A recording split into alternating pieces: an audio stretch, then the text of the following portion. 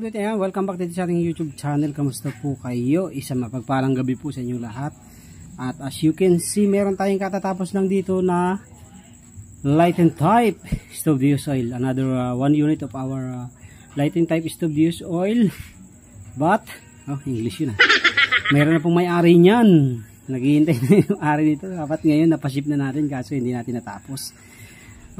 So meron na pong nagmamay-ari niyan, taga Parian, Calamba, Laguna. So hindi na lang po natin nakayang tapusin ngayon dahil inabutan na tayo ng hapon, hindi pa natin napinturahan at hindi pa rin natin na-testing. So importante bago natin mapinturahan ay matesting muna natin. So panay na ang message nung may-ari niyan. Sabi ko kung kakayanin papaship natin ngayon, pero kung hindi ay sa Sabado na lang. For the meantime, since hindi pa rin naman natapos, ay gagamitin muna natin syempre. Yan naman yung ating mga ginagawa dito sa ating mga stove use oil. Habang tinetesting natin, ay gagamitin muna natin, di ba? So, yan, as you can see, wala pa yung langis. Talagang bare material pa po yan, oh. Makintab na makintab pa yan.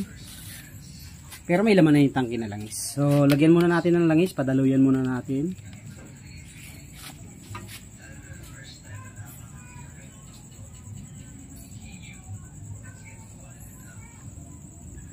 Para ating papadingasan ngayon yan.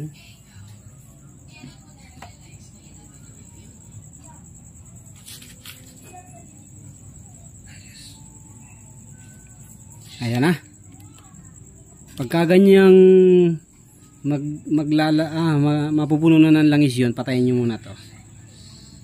Okay, tapos padingasan na natin yan. Ensure nyo na higpit pala itong itong ating nozzle burner para hindi po siya sumingaw. Okay, tapos lagyan natin ng pampadingas. Ang ginagamit ko pong pampadingas ay tela, pero kung may tissue kayo pwede pong tissue. Tapos hindi,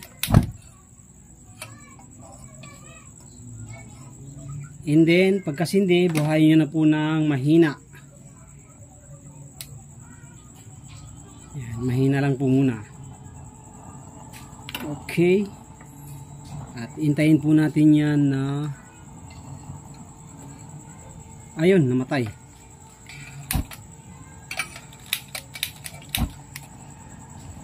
Yan.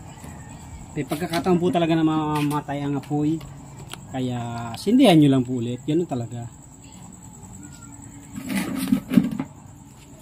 Yan.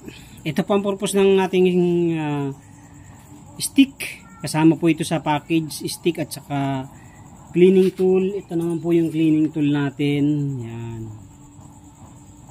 Panglinis po sa loob. Okay, namatay na naman.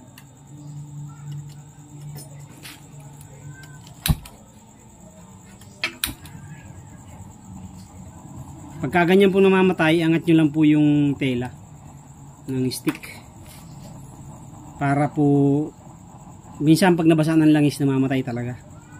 Pag nalunod sa langis yung tela. Kaya ang gawin nyo, iangat nyo lang gamit yung stick, tapos ayun na, mag-ano na yan, magtutuloy-tuloy na yan.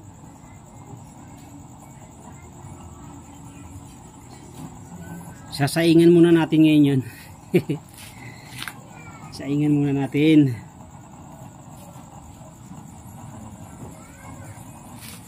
para magamit natin yan, matesting talaga natin kung okay na yan na ibigay sa may-ari.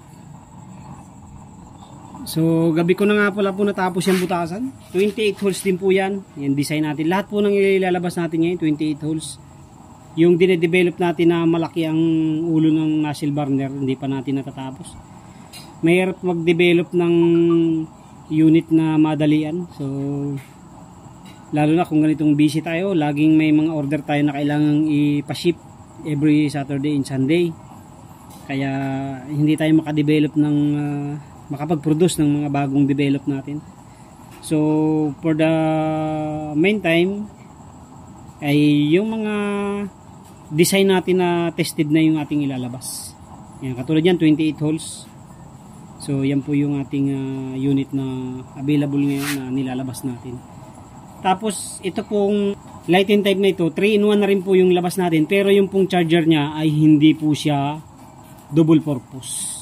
Ang charger po niyan, ang power supply ay yung same po ng mga power supply ng mga TV Plus.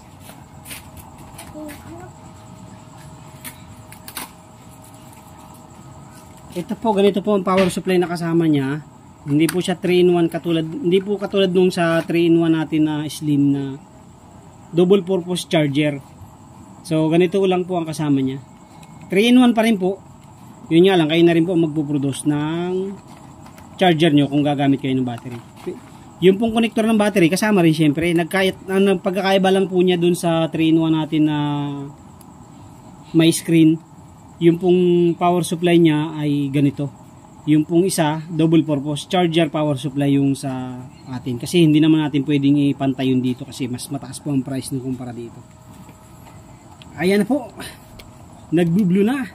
Pwede nyo na po lakasan niya pag ganyan nagbo-blue na. At tanggalin nyo na yung stick.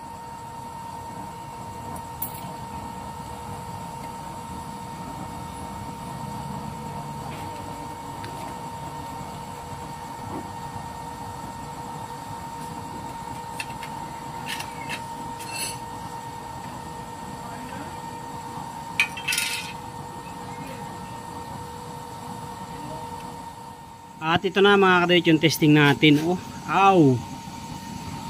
28 holes na Lighten type. Ayan na po.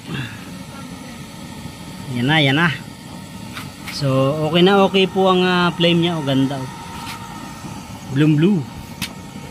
Bloom blue. Sulfur blue. Ayan. So, shoutout po sa may-ari nito sa taga Parian, Calamba, Laguna. Ito na sir, ang iyong unit. Okay na okay po. Tinestingan lang muna natin ang init na tubig para bago natin syempre maipadala sa kanya ay maganda ang unit niya. Ayan. So ayan po. Nag-carbon yung ibabaw eh. Ayan, ganda oh. Pagka walang carbon oh. Ang lakas. Ayan po. Ayan yung unit natin na Lighten type stove diffuse oil.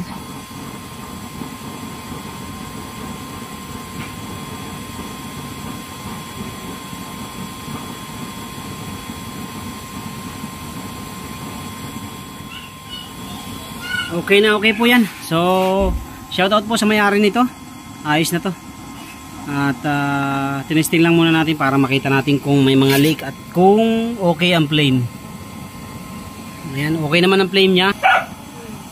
So yun mga kadayt, at tinesting lang natin to para makita natin yung flame, and then at the same time ma-check natin kung may mga leakage sa tangke, sa pipe. Okay naman, wala naman siyang problema. At ayan na, okay na siya. So shoutout sa may-ari nito. Ito na sir, okay na yung unit nyo. Shoutout po. Thank you very much sa lahat po ng mga patuloy sumusuporta at nanonood sa ating mga video. God bless po sa inyong lahat. Thank you.